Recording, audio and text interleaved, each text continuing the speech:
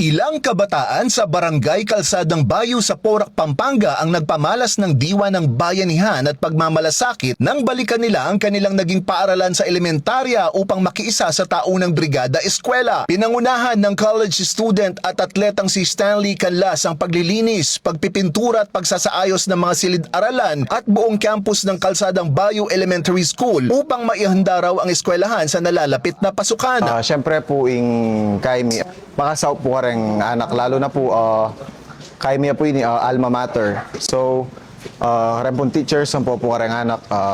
Yan po makanini mo po yung asaw. May salukuyan po kahit tala po rin habi ako na maglinis po. Lilinisan mo po yung building, so makatoka kaya po ngayon yung mamintura kayong part na ng building ngayon. Nagpaabot naman ng pasasalamat ang mga guro at opisyal ng paaralan sa inisyatibong isinagawa ng grupo. Karela kasi king sa outdom maging mayaning obrada ng mestro.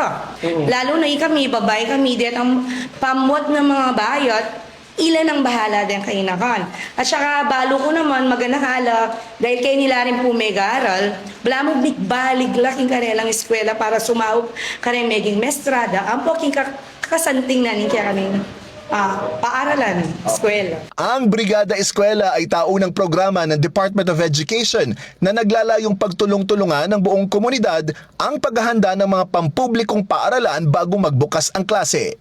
Para sa One Balita Central Luzon, ako si Jim Hipolito, laging on call sa balita.